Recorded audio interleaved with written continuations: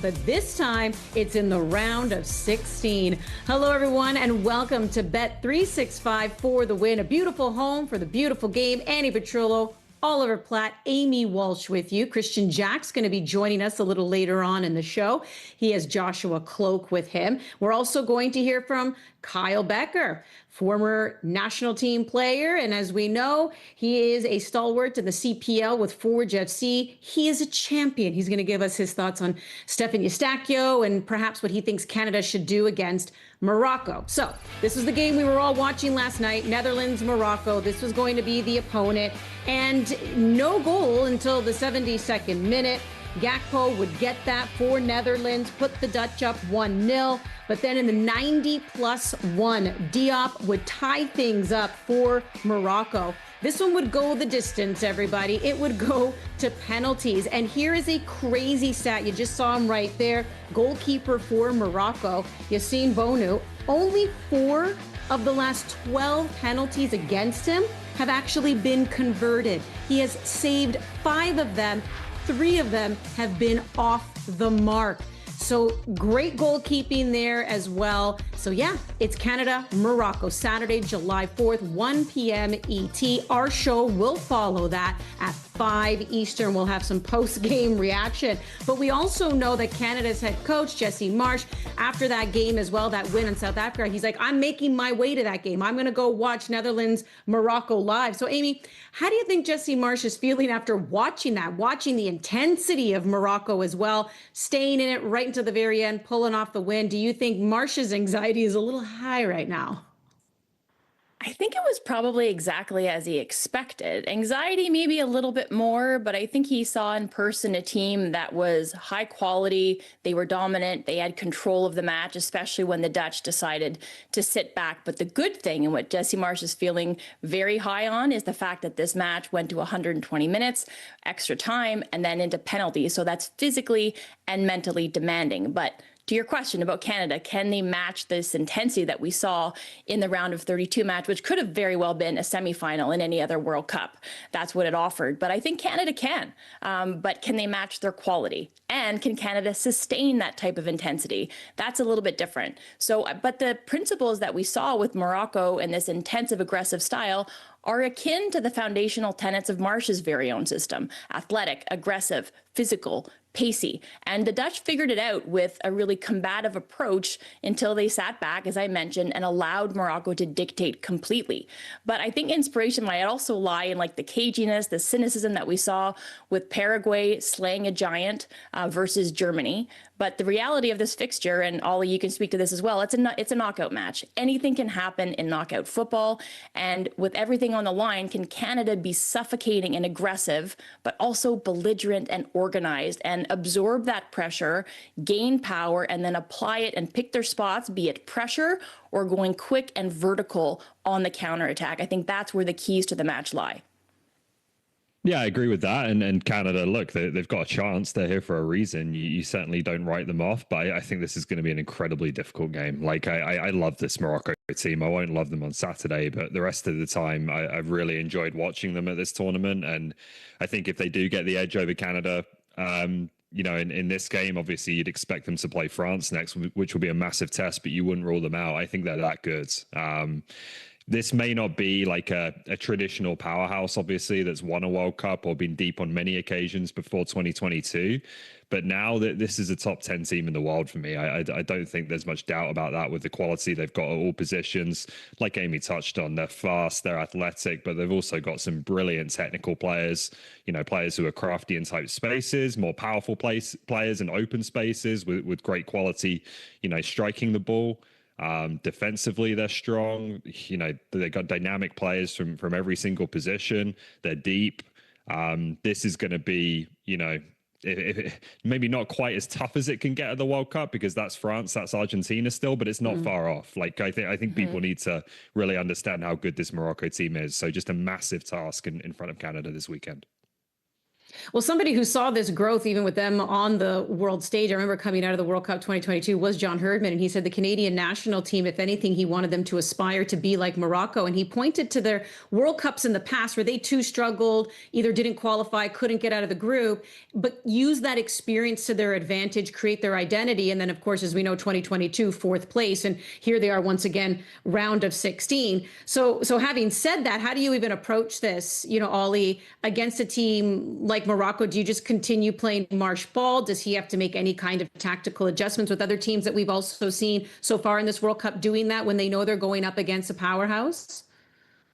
Yeah, honestly, I think to a certain extent they have to manage this game. They have to try and slow it down in moments. I know that's not Canada's natural inclination, but I think right now if Canada tries to get into a track meet with these guys, I don't think they're going to have a good day. I think they could find it really difficult. And maybe if you're talking about a full strength Canadian team, you could try and play that way and go toe-to-toe with them. If you've got a fully fit Alphonso Davies, a fully fit Moise Bombito, Ismail Kone, that's a different story, but they're just not in that place right now. They're not in that situation with those key players. A couple of them may be able to play some part in this game, but we know even that is limited. And I think that has to change your approach. And I think it has changed Jesse Marsh's approach a little bit in this tournament already outside of the Qatar game. I think he's had to kind of pick his moments a bit more and be a bit more pragmatic. And I'd expect the same here. Like I said previously, I do think Canada's a major underdog. And so this game at times is going to be about surviving, staying in it, and trying to find your moments to punch. Yeah, I would agree with that. Like if Ollie, you saying if they try to get into a track meet with Morocco, they're going to lose and might also be embarrassed. I don't think that's the approach that they're taking. It's not foundational to how they're approaching this match. But I would just like to say, over the course of this World Cup, throughout the group stage, and then even in the round of 32 match versus South Africa, they've made history, but have we seen the true identity of this team? Like up until they made substitutions, like maybe the first 70 minutes versus South Africa, if somebody was watching, we know all the eyeballs were on this game because it was the lone match in this World Cup. Would anyone have been able to tell what Jesse Marsh's style of play was? What is Marsh ball? What is maple pressing? Did we really see it? You saw it. You mentioned it, Ollie, versus Qatar, but I think that's an outlier. So you need a heavy dose of pragmatism when you're entering this match, but also a check-in and a return to that identity. And you need much more quality on the ball and the speed of play. You saw that in the moments that Canada had versus South Africa, where you found the space between the lines, you found that vertical pass, but then it was the first touch that was letting them down, or maybe the choice of footwear on that SoFi turf, but the ball was stuck under their feet, whether it was Liam Miller or Jonathan David. So, and also the tweaks. Talks of a back five at halftime versus the Swiss. Mm-hmm. Do we utilize the players that we have on the bench, like Nico Segur, who made a cameo, played half an hour for Canada, allowed Eustaquio to get a little bit further up the pitch. A player like him, and Ollie, we are talking about it, might allow somebody or more numbers into that midfield, or might allow Canada to have a little bit of a switch, maybe around the hour mark, or one of these famous hydration breaks, where you switch to a little bit of a back five, whether it's Alistair Johnson who stays wide, Nico Segur drops into the midfield, or he just slides into a little bit of a back three in a wing back system, and then you settle into a really robust, hard to penetrate back five, and you're even more difficult to break down at that point. So I don't think you need to stray too far from what has brought you success over the 2 years under Marsh, but clearly there are some tweaks that you have to make when you know you're facing such a formidable opponent like Morocco.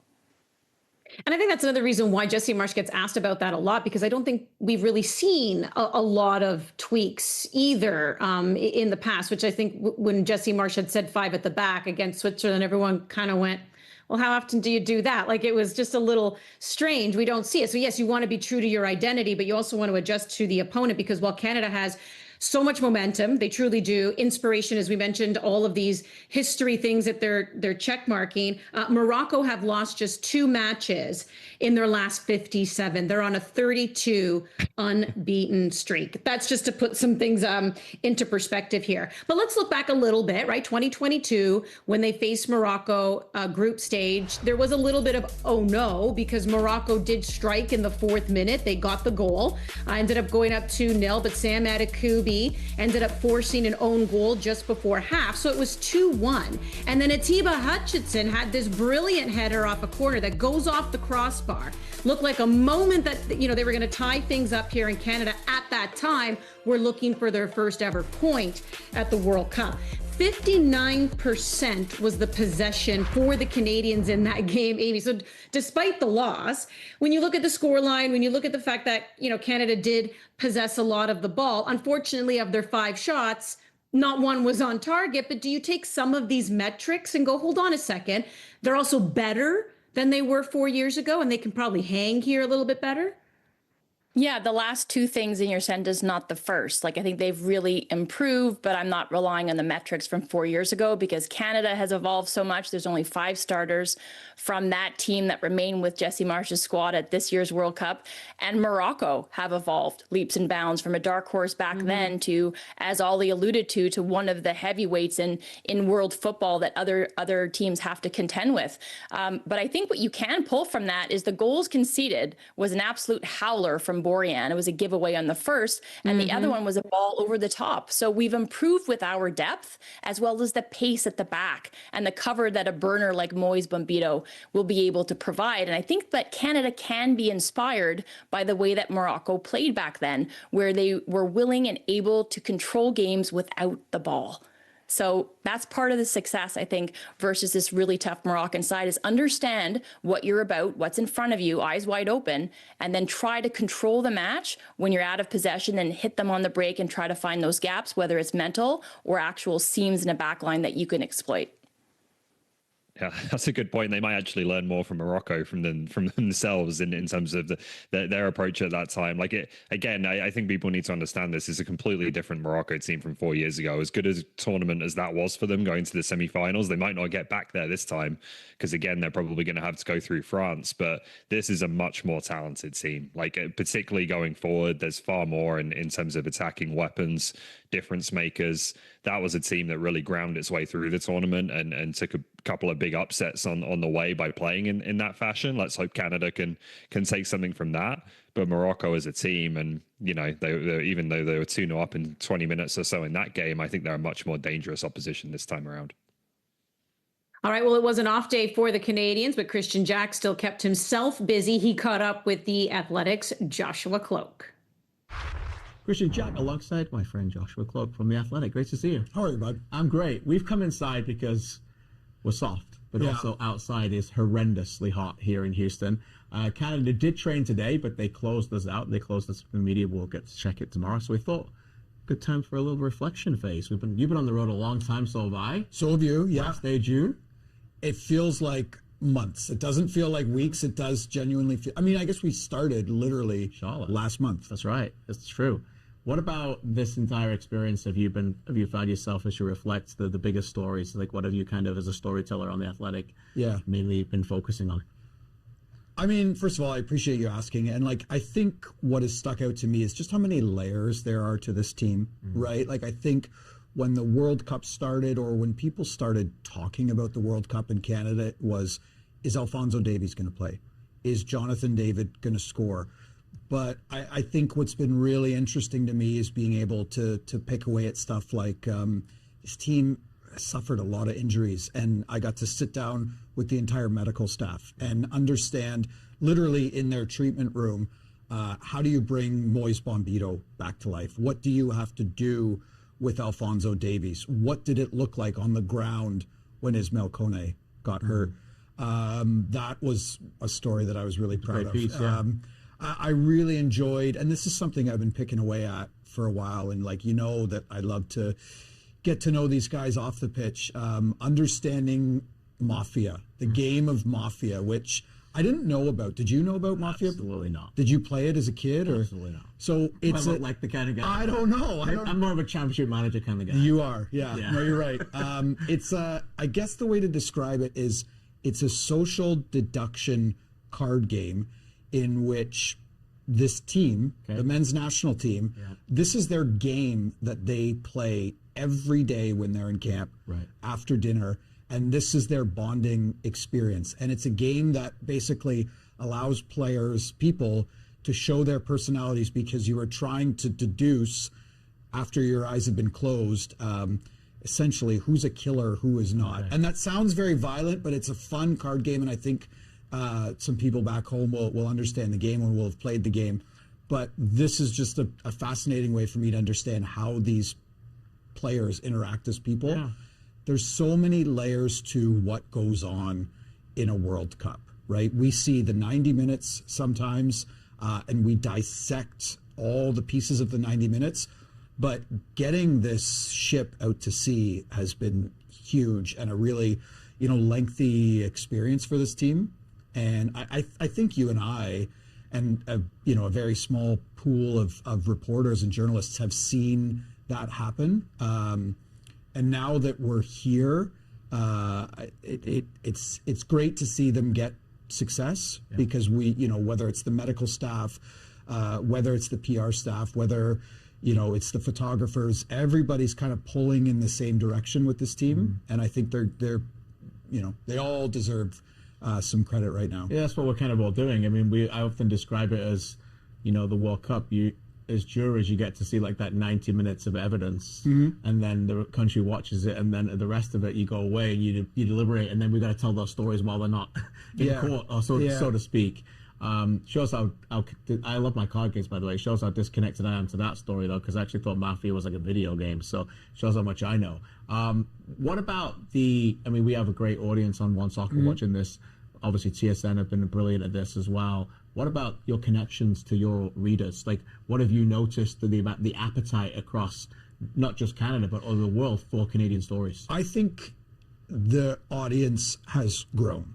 Like, I'm very, very fortunate at The Athletic because I get to write soccer, right? And we have a soccer audience. And what I've noticed, both, through things like Copa America and then build up to the World Cup, is Canadians got really curious about this team, right? Because Canada is in a lot of ways a one sport country, right. Or it was. I think it's evolving in a very, very big way. We've seen the TV numbers go through the roof. But I think Canadians have become very curious because I think people associated soccer for a long time.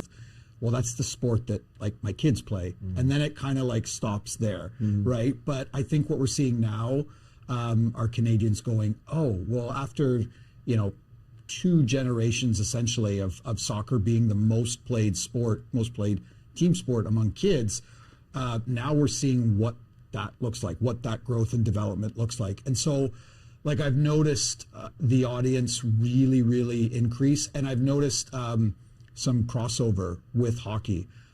We took Jesse Marsh to a Panthers game, a Florida Panthers game back in November.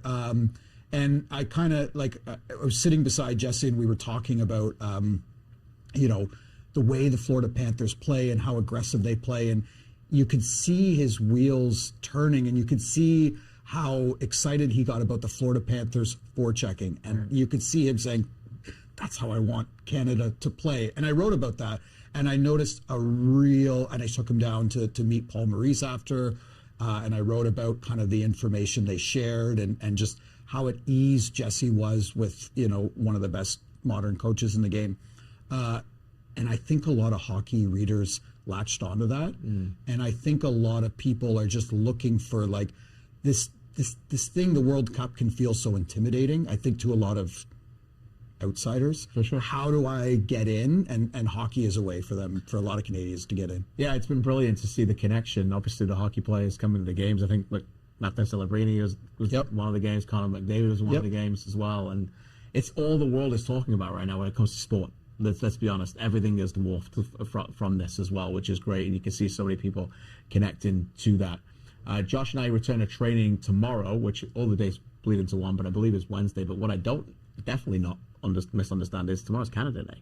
That's a special day for us. It's a special day, and it's like the days are bleeding into one, but you have to stop, and I mean this, you have to stop and take a step back and be like, this is great. Oh, no complaints. What we're doing is it's a blessing. And I really hope that people back home appreciate the enthusiasm that you and I bring. You and I have known each other for a while, and you and I talk all the time. I'm going to just a very brief story.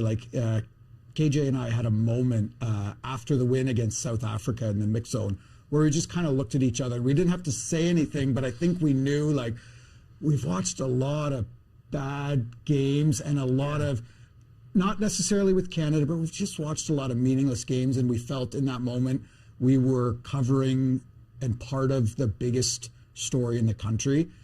And it's just great to do that. And you have to share that enthusiasm and emotion. And I know you and I and that'll be one we talk about for years now, but you and I just looked at each other. It's like, all right, this is good, and I hope people understand that we understand it's good. Yeah, it's special, no doubt. If you like more of this, by the way, I know you're watching the show right now, check us out on YouTube where we answer a lot of questions. We get more into detail as well, so go to One Soccer's YouTube for that. We will join Jesse Marsh and a player at training for Canada Day. We'll see you then.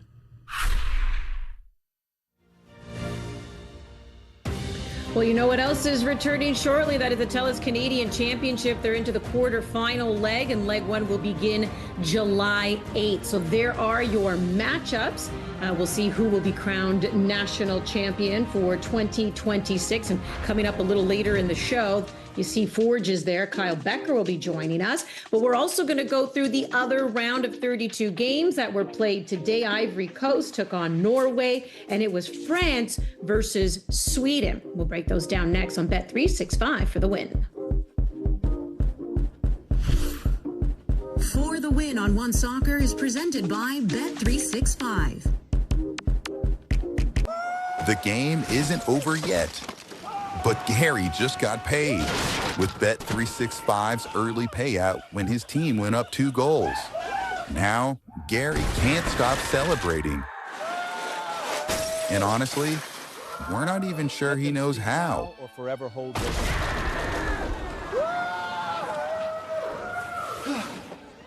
Download the Bet365 app and get paid out early when your team goes up 2 goals.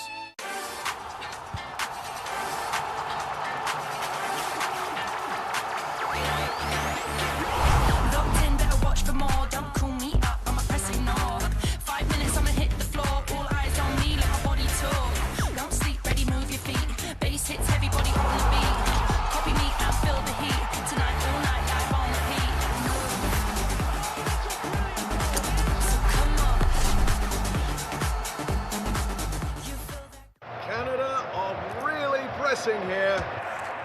Oh, what a move. That is a quality ball. Now the run into the box.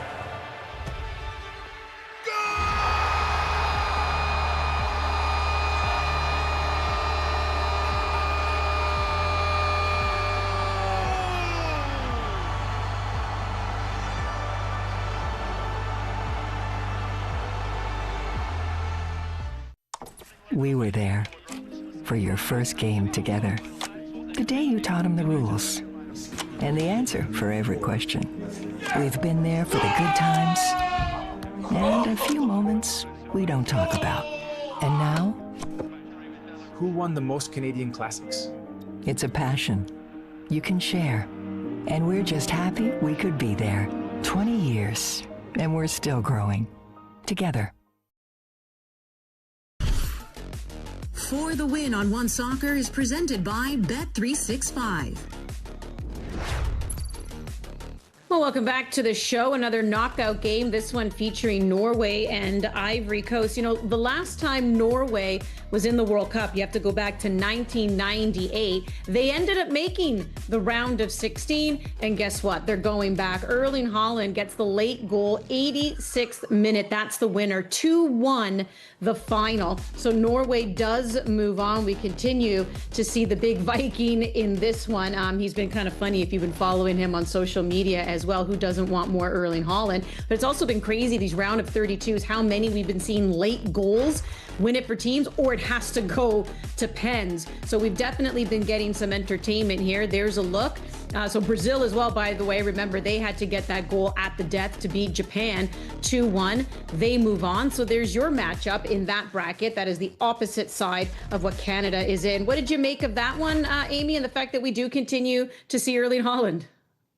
Yeah, it was almost 90 minutes plus stoppage time. It was the 86th minute for the big Norwegian in Erling Haaland, but it was Ivory Coast who created the best chances in what was a very entertaining first half. And it was a moment of brilliance from Nusa. The Leipzig winger dribbled into the box from the left and then right foot just bent it into that far stick, far corner. It was a superb strike for the far top corner. And then you saw Diallo answer back with a moment of his own who equalized in his 74th minute. So this one looked like it was destined for extra time as well. But Haaland, you can't go to sleep on him. He'd had a quiet game, which is how he has an impact most of the time. He's inevitable. So even when it's not by design, he finds a way to get it done. And he wasn't even convinced that it was going to go across the line because he kind of chased it as it hit his heel on his favored left foot. But it's all that he needed. And he was jubilant. You could see his dad in the stands, emotional as well. And I think they're thrilled to be going through to the round of 16. All right, let's mention these have so far provided some shockers in the round of 32. We just discussed, Netherlands, they're out, not making the round of 16 for the first time ever. Germany out. But France, Sweden, this is the one where, there was no doubt who was walking away with this one. 3-0 ended up being the final. Kylian Mbappe getting a brace in this one. And even though he has the same amount of goals as Lionel Messi, as we keep an eye on the Golden Boot race, Mbappe right now is sitting first because he has 6 goals so far at this World Cup and also 2 assists. Lionel Messi, no assists. One would call him selfish. One would just say he's fabulous. I'm kidding, of course, as I say that tongue in cheek. But when you look at this one, France, Sweden, which it was pretty much handled here by France, Ollie, what do you make of it? Yeah, I've been trying to hold back on calling them outright favorites, and sometimes the most talented team doesn't win the tournament, but these guys are going to take some stopping on that evidence. That was a team that looked like they, not just potential world champions, but potential all-timers in terms of the attacking quartet they've got. And you call it a quartet, but there's more coming from the bench, right? I think they have the 2 best players in the world right now in Mbappe and Elise. They are dovetailing beautifully. There's no incompatibility there between the 2 of them. Lovely moment when they scored the first goal and went over to Didier Deschamps, their coach, who is grieving the passing of his mother as well. So that was a nice moment. But the play on the pitch was just special. And look, they haven't had an easy start to this tournament. They've played Senegal and Norway in their group, and then Sweden, obviously, in this game today. And they put 10 goals past those teams in 3 games. So bigger tests to come, but those are some pretty decent sides. And this team right now looks like certainly the team to beat and potential world champions in waiting. Yeah, they're looking great. Oftentimes when we talk about France, we just say if they can stay out of their own way, they typically are favorites at a lot of these big tournaments. And right now they are clicking and they're looking fantastic. So they move on. Norway moves on. And we continue to move on with a lot of footy coverage here on One Soccer. The CONCACAF Under-20 Championships can be seen right here. There's a look at Canada's schedule. Those are the teams they're playing in their group. So it all gets started at the end of I can say almost at the end of the month, because it is the final day of June. Can you believe it? We are heading into July. Well, Stefan Eustaquio was the hero for Canada in their round of 32, getting that lone goal that sends them to the round of 16. We'll look more into him. And Kyle Becker of Forge FC joins us here on Bet365 for the win. A beautiful home for the beautiful game.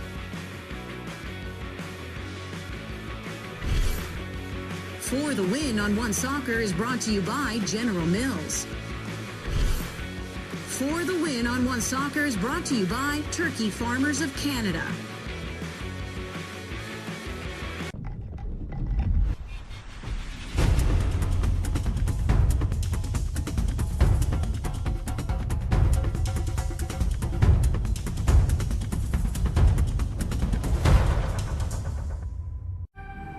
In Canada, our future stars don't simply show up on the world stage. They are built from the ground up, right here in the heart of our communities. Oh, lovely through ball there, Isaiah Johnson! Goal for Halifax! From a childhood dream to the national team. Jacob Schaffelberg! Yes! He's done it! Canada on top of the footballing world! We are Canada, driven by Volkswagen. And for Canada, BMO. After 20 years of supporting the game, we're actually going to play in one. Let's go! So what do you need? Precision striker, rock solid left back? We need a coin. For the coin toss? Oh, yeah, sure. I mean, I get. Can I at least flip it? Heads or tails? I'll do that. We're on TV right now. Yeah. Hey neighbor, meet Walmart Plus, the new membership that does delivery differently. I'm talking unlimited free same-day delivery, free shipping, and no order minimum. And it comes with a Crave subscription too.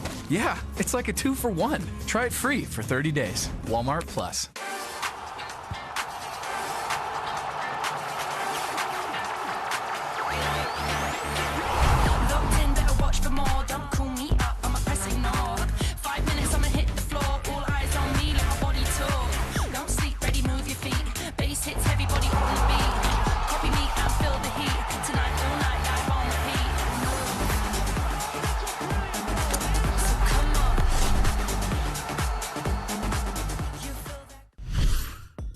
For the Win on One Soccer is brought to you by Samsung.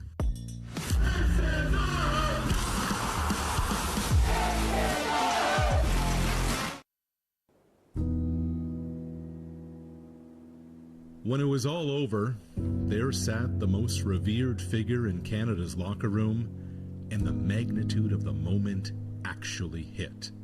The unflappable captain finally broke down. A day that will resonate for generations. A strike from the man in the middle, who, oh by the way, just vaulted himself into the national consciousness with a goal for the ages.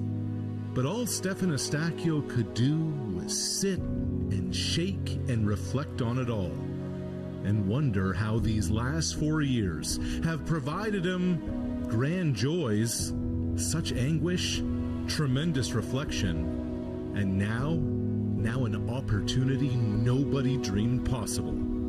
Canada punching its ticket to the round of 16 at this 2026 World Cup. To fully grasp how it happened, how Stefan Eustaquio has and will be a household name forever, you have to understand the way he sees the field and believes his role should be. Eustaquio will tell you that he is an extension of the coach on the field. Sometimes the gaffer can't get messages shared in the heat of battle, but when you have 7, there is not a more prepared, dialed in, and on the same page figure on the pitch than him. The midfielder that covers the most ground, that directs traffic. When Eustaquio was awarded the armband, his line was, "It makes me happy, of course, but I just try to be who I am," which is what he's been from the very beginning. Leamington, Ontario is a town with a population of 30,000, not far from Windsor, where Eustaquio was born and began playing the game. His first memories of childhood are kicking around the ball and the yellow school bus. Armando and Esmeralda Eustaquio lived in Canada for 10 years before returning to their native Portugal, and that's where soccer engulfed their son. It was Esmeralda who took her sons to practices and games. Wasn't always aware what was happening on the field, but that didn't matter. Armando's job had him away for half the year. He kept tabs, calling the house. By adulthood, Eustaquio was Mr. Reliable at FC Porto and for Canada. He FaceTimed mom and dad from the pitch that frigid day the national team qualified for the 2022 World Cup. The plan had been for the whole family to go to Qatar. Mom had never seen Steph play in person for Canada. Her boy couldn't wait to share it all with them. But then something wasn't right with Esmeralda. Forgetfulness, tremors, and then the devastating brain cancer diagnosis. Esmeralda moved in with her son, but there was nothing they could do. She passed in April of 2023. The following spring, Armando died suddenly of a heart attack. Utter shock. As the family picked up the pieces, the purpose became bigger than the game. Stefan's older brother, Mauro, told a reporter, quote, "Our parents, they gave us wings, so now it's up to us to fly." And soar to the newest of new heights is what Eustaquio did in the biggest match he ever played. Stoppage time, knockout game, World Cup, ball off the chest, patience, and then magic. For years, Eustaquio was the one who kept it together.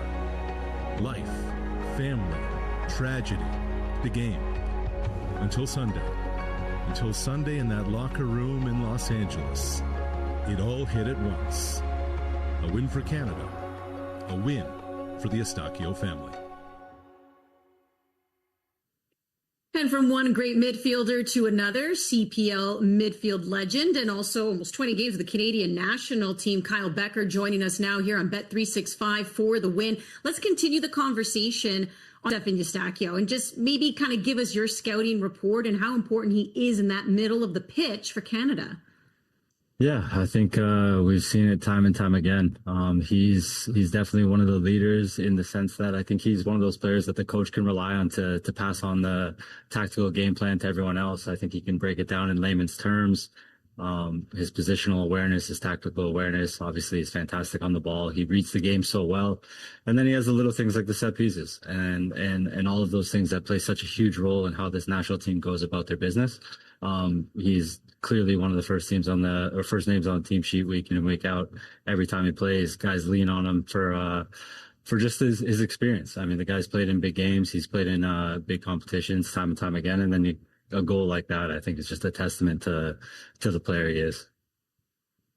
Yeah, I think it was fitting that it was him in a number of ways, because of kind of the service he's given this Canadian team, but also I think because of the type of player he is. Like, there's a lot of talk with this team about the pace and the athleticism, and Jesse Marsh, I think, has tried to heavily lean into that. But I think at this level of football, you need technique, you need intelligence, you need real quality on the ball, and someone who in that moment can take a good first touch and then strike the ball cleanly. And he was the right man in that moment to do that. And I think that there's an important kind of lesson there for this country that, we can't overlook those things in terms of the style of football that we want to play, in terms of the way we're developing players.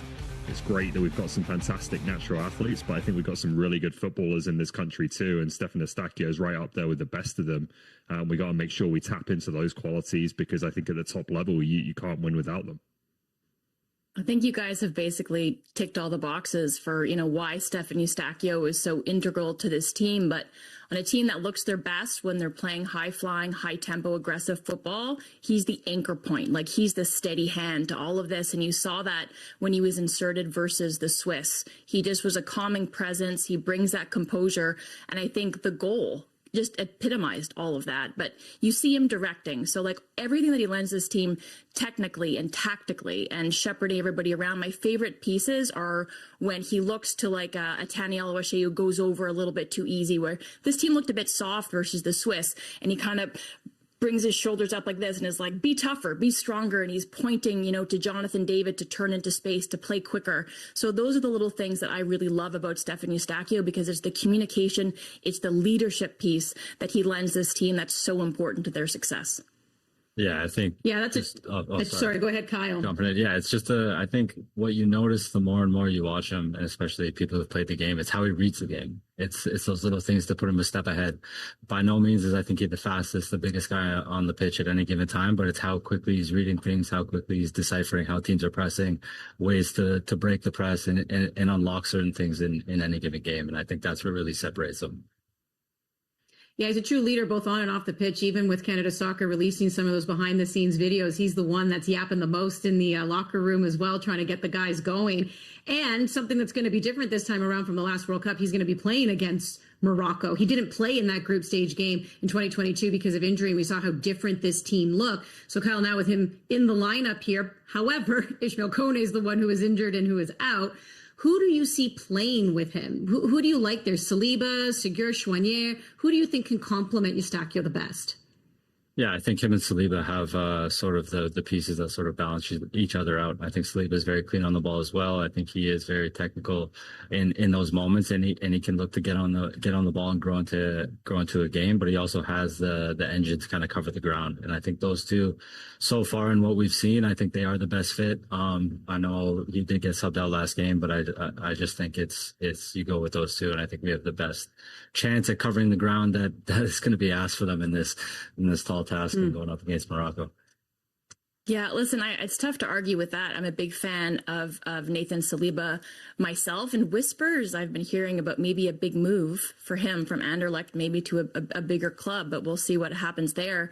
But I like Nico Segur and what he lent to the middle of the pitch, and I think his performance as a substitute, 31 minutes, where you saw him play that defensive role a little bit more, so it allowed Eustaquio to grow more in that attacking importance. That's why he found the space that he did with Segur releasing Schaffelberg down the right channel, and then Eustaquio found himself a little bit further up. Will they get those types of opportunities versus Morocco? I'm not sure if they do, but he had 2 recoveries, he had 5 passes in a final third, so he does look to go forward. He found space in behind, so I like the way that those two complemented each other. And I think even with Kone gone, obviously you're looking to plug and fill a huge void in the middle of the park in the way that those two operate together. But I think maybe Nico Segur and what he did as a sub is giving Jesse Marsch a little bit of a headache. Well, I think the question maybe becomes, can you find a place for both of them? And I know Jesse Marsch hasn't wanted to change the system too much. I don't suspect he'll change it drastically here. Like, they're comfortable in that 4-4-2. But could you consider, maybe not playing with 2 natural wingers and adding another player who maybe starts in a wide position but can tuck in a little bit, give you a bit more security in the center of the pitch, particularly when you're playing against a team in Morocco where you're going to have a plan to deal with Hakimi getting forward from right back. So I wonder if he thinks about that, or if he wants to, continue to kind of play Buchanan, Ahmed, Miller, these types of players who are obviously going to give you the attacking thrust from a wide positions. But I agree with Amy. I thought Segur made a good impression and has made a case to have a role in this game. Okay, Kyle, what do you make of that? Yeah, obviously when you have guys coming on in games like that and they have that positive impact, obviously you have to ask the question. I'm going to be honest, I don't really think it changes too much. I think you stick with those two outside of changing a formation and really moving around the pieces in that regard. But yeah, it's no disrespect to Segur. I don't know how often he's playing in the midfield, so I do think you go with Saliba. I do think he has the ability to kind of unlock things in big moments, as we've seen. So I think you stick with those two. Well, I guess that kind of leads in nicely to my next question about change, or even like surprises here. So Jesse Marsch, not so much about change, but he has surprised us, I guess, a little bit sometimes with his starting 11. I mean, there was no Kyle Larin in that first game. Then in the last game, a lot of people thought it was a bit risky to be starting. Moise Bombito brings Liam Miller back in as well. So, some people would consider that a gamble. Is there anything you would like to see change, Kyle? Like, is there a formation change? Is there, even something, obviously, like Ollie kind of suggesting something if you bring in some more midfielders there? Like, what do you think would be a move, putting Kyle Larin back in the starting lineup, that you think could work here against Morocco? Yeah, I do think they can be a little more disciplined in their build-up and how they're controlling play coming out of the back, whether it's from restarts, goal kicks, whatever it may be. Just have a little bit more personality, have a little bit more of an identity. I do know that is a little different from outside of what we see in their game plan. I know so much of it is built on that high press and recoveries, and I think at this point in the tournament against this opponent, I don't really know how much you switch it up. I think the whole conversation has to be on everyone going into this game and simply emptying the tank. You need guys to come out. We do need every single player to have one of their best performances of their career. We have to do it as a collective, but I think the strength of this group is the collective. I know it's all these little cliche terms, but when you're an underdog, when you're in a knockout game, crazier things have happened, but everyone just simply needs to step on that pitch with no fear. It just has to be a brave performance, and everyone just needs to show up on that day. Yeah, I think that's going to be a role for everyone, right? Whether you're in the starting lineup or not, you're going to need your substitutes to provide some relief in this game. And like Kyle said, be able to have a group of players who can give everything they've got for as long as they can, and then have players who can come in and make a difference. So it just becomes decisions for me. Like, are you comfortable Moise Bombito can deal with maybe a step up in pace and in quality in terms of the opposition you're facing here? Where exactly is he at in terms of his fitness? On the wings, I don't know if Ali Ahmed, if there was something that held him back from playing in the last game, but that was obviously a surprise. So could he come back in? And then you have the decision between, assuming Promise David isn't quite ready to start yet, Kyle Larin and Tani Oluwaseyi, and maybe Oluwaseyi is the guy that if your first thought is your defensive game plan, he's going to give you a lot of running and kind of lead the press from the front and things like that. But you've got a player in Kyle Larin who maybe is more likely to find the back of the net if it's a game of not many chances for Canada. So that'll be one that I think he'll be thinking about as well. But yeah, again, you can't ring wholesale changes at this stage of the tournament. Yeah, there's no denying set pieces are going to be everything for us. But then you need to find that balance. We need pace on the wings because there's no kidding ourselves that we're going to be under it for large periods of time. So we're going to need guys with engines who are going to be willing to run in behind when we finally do have that possession. But then we're also going to need a number 9 who's going to be strong enough to hold the ball up and get guys that opportunity to run off them and push them back and ideally get moments where we can have sustained possession in their final third. I do think that there's a chance it's going to be few and far between, but that's just the nature of the game. And that's not necessarily the worst thing ever. On the flip side, we just don't want to go into the game. And in what we saw in the Netherlands match last night in extra time specifically, when they just sat back and absorbed such long periods of possession in their half, like that's draining. And you can be as comfortable as you want in that block. This Moroccan team shows that they can turn on a dime and create a chance out of nothing when they go with numbers at such speed. So it's one thing to go in and you have to concede possession. You're going to have to concede the position on the field, but you're going to need guys who are willing to run in behind. You're going to have to be strong on the ball, try and win fouls higher up the pitch, just to slow the tempo of the game and ideally ease into it without conceding anything too early. Well, talking about how strong Morocco is here, there's no doubt that they're walking in here the favored team. And Kyle, you've been in this situation before when you were with the national team playing against teams like Denmark, Mexico. I mean, even recently with Forge FC, when you became the first CPL team and you were in the CONCACAF tournament and going up again against these Mexican professional team giants. I mean, how do you approach games like that when you are the underdog? Honestly, I think there's two sides to it. Obviously, there is that pressure, and there's the high stakes of being a World Cup round of 16. Like that's something I can't even speak of. But when you're talking about the discrepancy in the underdog narrative that's going to be, I would say, talked about over the next couple of days, it kind of frees yourself of all that. There is no longer any pressure. I think we are playing with house money at some point, and it simply kind of brings you back to that love you had when you're a kid. You go out and you play free and you're trying to do something special. And the reality at this point is they've ignited a passion in this game across the country. They have the support of an entire nation backing them. And now it's just about going out and expressing yourself. And that can be a special thing at times. And it can kind of be that extra step that pushes you forward. So crazier things have happened. I agree. Why not Canada, right? You have everything in the tank, potentially of players who are getting to full fitness. What can they lend to the game when they know there's not another one to look forward to? And like as a member of the women's national team for more than 10 years, when we were always we're perennial underdogs, I know exactly how that feels. It was like Groundhog Day going up against giants like the US and China and Germany back in the day. So it's how can you compete for more than an hour? Because I think you look at these matches where you see the minnows versus the giants, it's getting past that hour mark. So how can you play a little bit more pragmatically, sit back, absorb pressure to Kyle's point, but not be passive, still show the aggressiveness, the high tempo nature in the pressure on the ball, mitigating that central possession. And we know that they have also threat on the wings with Hakimi and Mazraoui. Control that, and you get players like Miller. I know he was much maligned, but he's the guy that does the most work defensively. So you have to really press, adapt the game to the game plan, or like when that's needed, and well-timed substitutions from Jesse Marsh. So how can you utilize this depth on our bench that we didn't have last time we faced Morocco to try to hang with them for 90 minutes, maybe into extra time? All right, it's just getting us all ready for this and curious to see exactly who Jesse Marsh is going to start and, of course, those substitutions and if we'll see any formation change. I mean, he's the one who said he thought about going 5 in the back against Switzerland. I don't know. I'm just saying will we see something like that against Morocco. Kyle, always a pleasure having you on. Thanks for having me. And he's going to be busy tomorrow, as is tradition. Lots of games being played on Canada Day in the Canadian Premier League. So when you take a look at these matchups, Ollie, what are you looking for in tomorrow's Canada Day doubleheader, which it's going to be steamy in a lot of parts of Canada?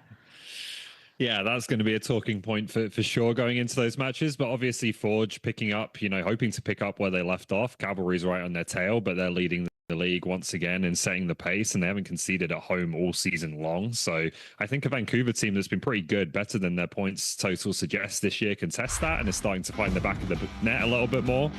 But Forge, you're kind of interested to see, having established this really strong defensive foundation, what can they add to it now, and can they become a team that's a bit more expansive in attack, because that's been Cavalry so far. But Forge certainly looking very strong again and looking like they'll be right in the mix for trophies at the end of the season. And then the other one big storyline I look to is Atletico Ottawa, who have had a lot of change in the middle of the season with Diego Mejia obviously leaving the club as manager. It sounds like a new manager from abroad is imminent there, but Drew Becky's going to be an interim charge for now. They've signed Julian Dunn. They've let go Garrison and Assant. Santiago Lopez's loan has come to an end. So it's a bit of a crossroads for them. It's been a very mixed season so far. They've got it back on track a little bit in recent weeks before the break. And now you kind of see how they're going to pick it up and whether they can be a team that's in the playoffs and contending this season, or whether this turns into a bit of a rebuilding year for Atletico Ottawa. So they've got 2 games this week, and they're both difficult, away at Halifax and then Cavalry obviously to follow. A lot of soccer to be watching, whether it's the World Cup or the Canadian Premier League, and then shortly it's going to be the TELUS Canadian Championship quarterfinal leg. But we are making our way through the round of 32. So we're going to take a look at USA and Bosnia and Herzegovina. That's going to be a matchup, and we'll take you through Amy and Ollie's players to watch. Stay with us. For the Win on One Soccer is brought to you by General Mills. For the Win on One Soccer is brought to you by Turkey Farmers of Canada. We were there for your first game together. The day you taught him the rules and the answer for every question. We've been there for the good times and a few moments we don't talk about. And now, who won the most Canadian Classics? it's a passion you can share. And we're just happy we could be there. 20 years, and we're still growing. Together.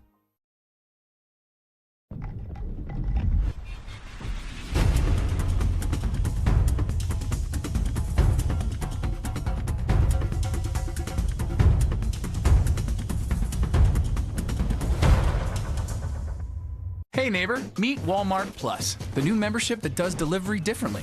I'm talking unlimited free same-day delivery, free shipping, and no order minimum. And it comes with a Crave subscription too. Yeah, it's like a 2-for-1. Try it free for 30 days. Walmart Plus. Canada are really pressing here. Oh, what a move. That is a quality ball. Now the run into the box.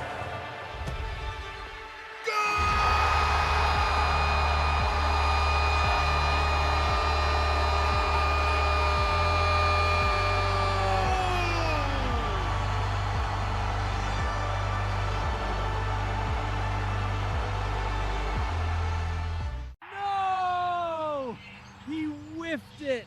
A player Mike bet on just missed an open net tap-in and got subbed off. I could have scored that in jeans. Mike doesn't know it yet, but thanks to Bet365's sub-on play-on, the net was wide open. His prop bet rolls over to the fresh leg sub coming on. So if the sub scores, Mike still wins. False alarm, people. My bet's still good. If your player gets subbed, your bet plays on. For the Win on One Soccer is brought to you by Samsung. Well, at the last 3 World Cups that the Americans have been in, they have qualified for the round of 16. They'll look to do that again as we take a look at Wednesday's schedule. They'll be taking on Bosnia and Herzegovina. That will go at 8 p.m. Here are Gio Reyna and Tim Ream talking about their opponent. Going to be a really tough team to play against. Have a lot of good players.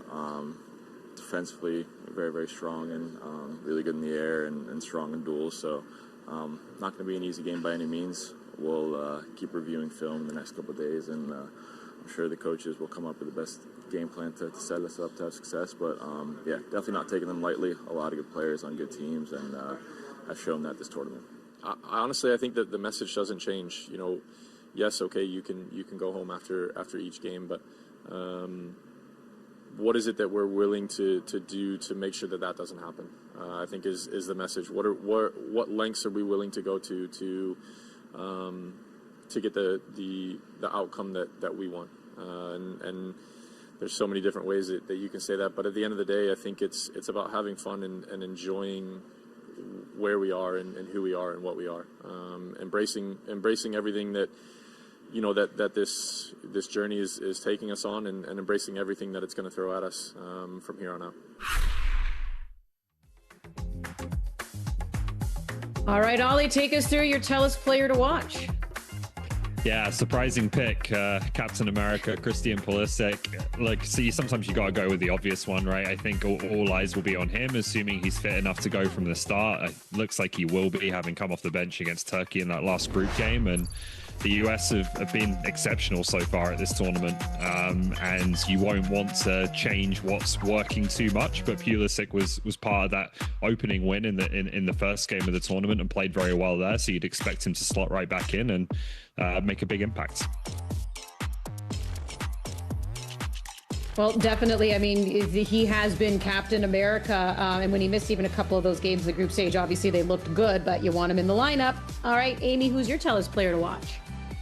Before I get to that, Captain America was back just in time to get megged by Arda Güler in that loss to Turkey, but I will move on.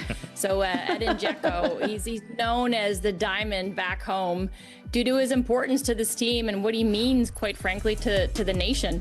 And then you've got these new generation attackers and wingers, Bayraktarovic and Ulija Begovic, who their wing play, how direct they can be, their pinpoint crossing, they really complement this man's aerial prowess and his hold-up play. Quite frankly, he's their focal point, he's their leader, and 2 decades on from his debut, he's as important and symbolic to Bosnia as ever, and he will lead this team in being difficult to play against. Like, they are so comfortable off the ball. We know the US wants to have the ball and kind of dictate via possession, but they will make it very difficult for them. You just had to get that off your chest, Amy, so I'm going to give you another chance here to get maybe anything else off your chest. Who you got in this one, USA or Bosnia?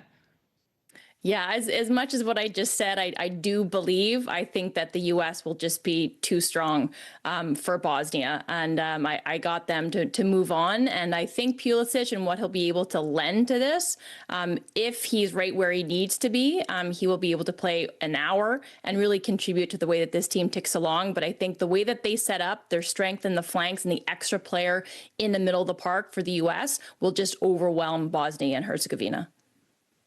Yeah, agreed. I struggle to see anything other than a pretty comfortable US win, to be honest. I know Bosnia at times have been a tough nut to crack, but just think there's so much momentum behind the US, more quality. Bosnia have done well to get to this point, but I think this will be the end of the road. Between England and Congo, Ollie, take us through that. Who are you picking? Well, England's like it should be, you know, one of the more lopsided games of the round of 32 on paper. It just hasn't been that convincing for England in the past couple of matches. And the danger for them is that, you know, if you struggle against Panama, who are just Panama are good in a lot of different departments, they really struggle up front. Like they just don't have much killer instinct at all. They do everything well until they get to the final third. Well, now you're playing a team that has, you know, players like Johan Wissa who could potentially do some damage if you give them the opportunities. So they're going to need to be better, but I think they will be. I think obviously they'll get some players back, having rotated a bit in that last game. So I'd expect England to come through this one and book their place in the last 16. Yeah, I think for England, the fact that you've got Declan Rice back and fit again, I mean, you do have some questions for Tuchel at the right back position, with the injuries there. But I just want to add, my son was checking what time these matches were playing today, and he said, "Ma, who's Dr. Congo? I've never heard of that country before." I was like, "No, it's DR Congo." Yeah. Yes, that is true. But final game, Belgium, Senegal. Who are you taking in that, Amy?